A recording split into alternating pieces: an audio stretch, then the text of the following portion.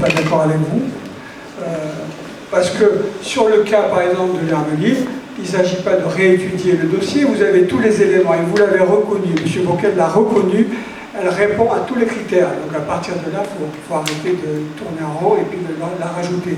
Sur les veuves, je suis désolé, si Agir n'avait pas mobilisé les députés, à commencer par ceux de la Commission des Finances, et si on n'avait pas fait passer effectivement le mot jusqu'au président de la République, je ne suis pas sûr que si on avait attendu uniquement que Mme Birales porte ce projet, que ce soit fait.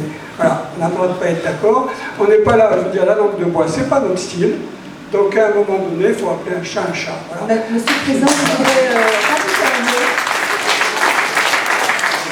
rajouter un mot à ce que vous venez de dire, parce que je crois que cette cause, elle concerne tout le monde. Donc on n'est pas là, à mon sens, pour se mettre des bâtons dans les roues et se porter des jugements de valeur.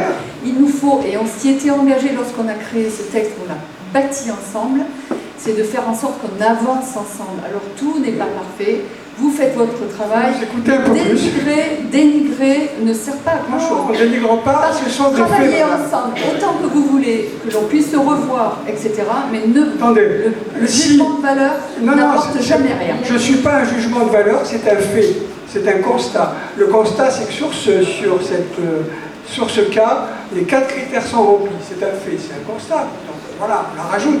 C'est pas un jugement de valeur. Et sur le fait aussi que, effectivement, les veuves ont d'abord été poussées, vous l'avez reconnu, M. Desgrands, je vous en remercie, par Agir et par les députés, ben, c'est un fait, point. Oui. Votre rôle d'association, et on s'en félicite. Oui, mais on aimerait, non, pas tout de suite, non. Non, pas tout de suite, s'il vous plaît. Non, mais c'est bon. Les 4 critères, on peut vous les redonner. Les 4 critères, indignité des conditions de vie, il faudrait si on appliquait avec sévérité, le deuxième critère, c'est qu'il faudrait qu'il n'y ait que des harkis, mais on dit qu'il faut qu'il y ait une grande majorité de harkis dans ces lieux, une ségrégation spatiale et une ségrégation scolaire. C'est les 4 critères.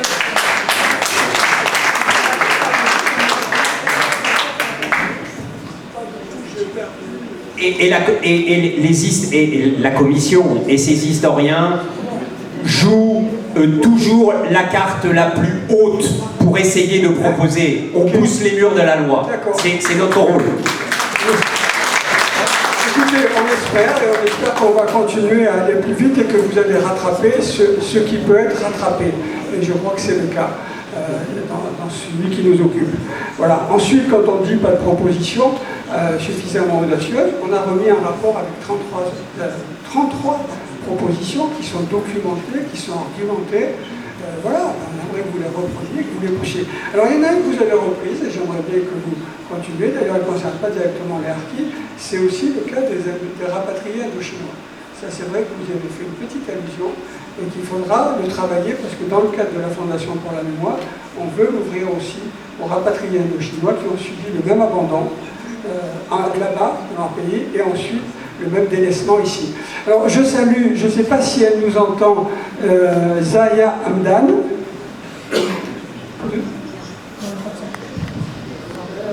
Oui, le problème c'est qu'on vous entend mal, Zaya, parce qu'on n'a pas de branchement sur le haut-parleur, mais on va voir si on peut, en mettant le haut-parleur, vous traduire. Bien, en tout cas, on va continuer à avancer avec cette même exigence et ce même respect mutuel dans la partie plus politique. Au moment du vote de la loi, un certain nombre de partis qui étaient dans la minorité, que ce soit LFI, Zaya m'entend, que ce soit le RN, ils n'avaient que 2 députés à ce moment-là, que ce soit les LR, le PS, le PC, tout cela ont trouvé que la loi était insuffisante. Au Sénat, Madame de Vézard, vous le savez, vous avez voté à l'unanimité la loi, mais en disant que la loi était qu'un premier pas et qu'il fallait continuer. Donc la question c'est comment vous comptez continuer pour effectivement compléter cette loi, parce que cette loi elle est importante sur le plan symbolique, parce que pour la première fois elle reconnaît qu'il y a eu un abandon, mais elle ne va pas jusqu'au bout de la logique. Et du coup, que pouvez-vous proposer pour aller plus loin? Ça marche, oui, voilà. Merci, je m'excuse, je prends un peu d'autorité le micro, parce que je dois partir pour une autre inauguration pas très loin d'ici. Donc je souhaitais quand même m'exprimer. D'abord, merci à Agir de m'avoir invité aujourd'hui. Moi, c'est ma première assemblée générale. Alors moi, je suis sénatrice des Bouches-du-Rhône depuis 2021, septembre 2021, et donc je fais partie de la commission des affaires sociales. Alors, je ne vais pas rentrer dans le détail de tout ce que je fais, mais j'en fais pas mal de choses. Je suis surtout beaucoup sur le terrain, je suis aussi élue à Aix. Et l'histoire des harkis, c'est quelque chose dont j'entends parler depuis que je suis toute petite. Je suis fille de rapatriés également, donc je connais toutes ces histoires. Alors, c'est vrai que depuis 1962, il y a une volonté des gouvernements successifs d'avoir une vraie reconnaissance, évidemment, des mesures de reconnaissance en faveur des harkis. Alors vous le savez, une loi ça prend du temps, malheureusement, ça prend du temps, il y a un process qui est assez long. Néanmoins, vous avez échangé, là j'ai entendu un petit peu tout ce qui a été dit, on a parlé d'historiens, on a parlé de plein de choses. Alors les historiens sont indispensables évidemment, puisque c'est eux qui vont recréer effectivement le process de l'histoire d'un pays, de l'histoire d'une nation ou d'une population. Néanmoins, je crois que ce qui est important, c'est le terrain, c'est d'aller à la rencontre de toutes celles et ceux qui constituent un territoire, mais là pour le coup, les harkis, vous avez d'innombrables associations regroupées au sein de l'Agir qui ont fait un travail remarquable depuis ces dernières années. Je voulais donc saluer votre travail et c'est important. Mais je pense que ce qui est important aussi pour nous parlementaires, c'est comme ça en tous les cas que majoritairement nous, je parle en tant que sénateur et pas en tant que député, on doit faire remonter tout ce qui ne va pas sur le terrain pour pouvoir justement essayer de travailler sur une proposition de loi et de pouvoir soutenir les projets de loi qui arriveraient du gouvernement. Ça a été le cas avec cette reconnaissance de la nation envers les harkis, avec ce projet de loi. Je tiens quand même à féliciter Madame Dumas à l'époque quand vous étiez députée, c'est important, et je sais les difficultés que vous avez eues. En tous les cas, vous l'avez dit, Monsieur le Président, dans notre groupe, moi je suis au groupe centriste, nous avons voté à l'unanimité ce projet de loi. Nous avons, vous savez, moi ce qui m'a beaucoup marqué, c'est quand on a commencé à faire des auditions. Je peux vous assurer, je ne dis pas ça pour faire de la flagornerie, bien au contraire, mais j'ai passé des moments où je suis ressortie en pleurant. Je n'avais pas imaginé ce qu'avaient pu vivre, j'étais plus jeune à l'époque, ce qu'avaient pu vivre les harkis et tous ceux qui ont été rapatriés, qui sont arrivés dans des conditions exécrables et qu'on a foutus dans des camps et qu'on a délaissés pendant des années. Alors le pardon, c'est important, le président de la République l'a fait, vous l'avez dit, Madame la députée, et c'est important. Et vous me posez la question, bien sûr qu'il va falloir continuer, parce que dans ce projet de loi, même si c'est une avancée importante, elle est limitée, parce qu'il ne faudrait pas que ça constitue un solde de tout compte, parce qu'il y a encore des choses à faire, il y a encore des choses à expérimenter, il y a encore des choses à faire avancer. Moi, j'ai rencontré Nora, ici présente, il y a quelques mois, on s'était rencontrés, elle m'a remis ce rapport, j'étais stupéfaite de voir le travail, mais le travail de fourmi que vous avez pu faire, formidable. J'ai pris ce rapport sous les bras, je l'ai lu, et je l'ai mené à Madame Miralles, qui ne m'avait pas reçu ce jour-là, parce qu'elle n'avait pas pu, mais j'avais été reçue par ses conseillers. Et je leur ai dit, on ne vous lâchera pas, quel que soit le changement qu'il peut y avoir, on ne vous lâchera pas, parce que c'est des dossiers éminemment importants. Je suis ravie de voir, en tous les cas, que la partie veuvage, les veuves en partie, ont été résolues, si je puis dire. Mais combien d'années il a fallu attendre? Combien de veuves, d'ailleurs, n'ont pas eu l'occasion, malheureusement, parce qu'elles sont décédées elles-mêmes, aboutir et voir aboutir ces demandes. Donc nous, évidemment que moi je vais continuer, Monsieur le Président, Mesdames et Messieurs, à travailler en lien avec les associations ici présentes, pour les aider aussi, pour être le relais, c'est aussi le relais d'un député, de faire le relais entre le terrain, entre la réalité de ce que vous avez vécu, vos familles, et de faire passer ces messages pour aller beaucoup plus loin. Je crois qu'on est encore, voilà, il y a encore beaucoup de travail. En tous les cas, moi je me mets à votre disposition pour avancer, vous le savez. Moi je suis engagée sur ma ville et je vais au bout des dossiers.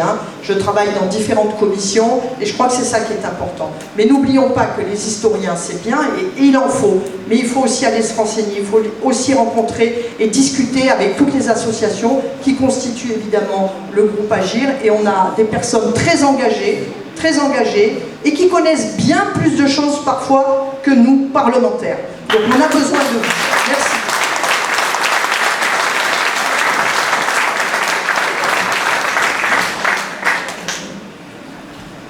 Oui, bonjour. Donc, moi, je suis Sophie Vaginerico, je suis députée des Alpes de Haute-Provence.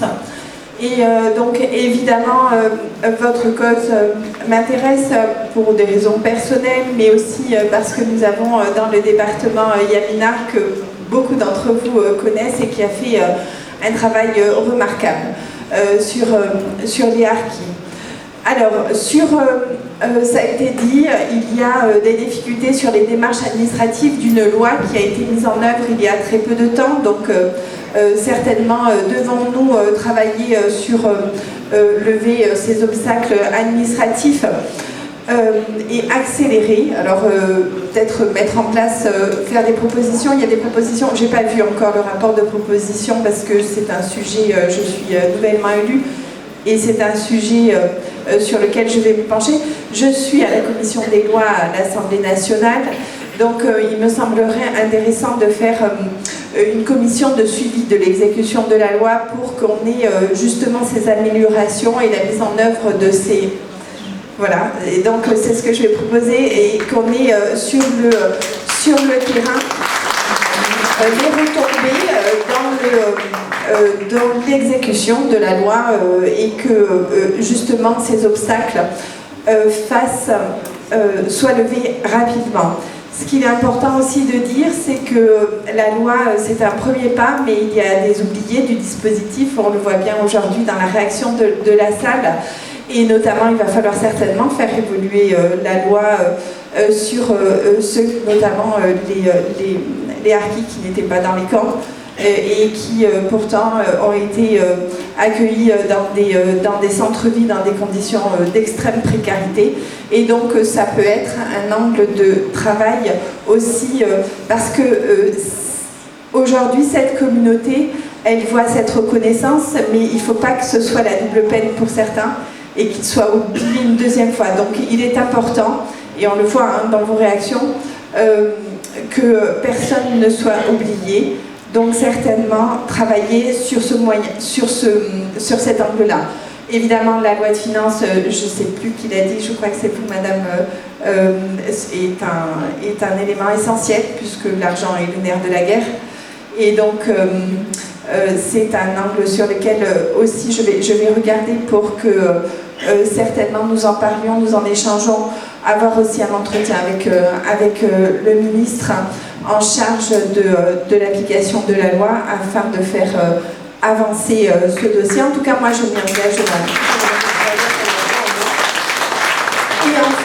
Et enfin, alors si la réparation est en cours, la reconnaissance a été faite au travers de cette loi. Moi, il me semble que la mémoire, qui est notre mémoire commune, notre mémoire collective, on en parle beaucoup.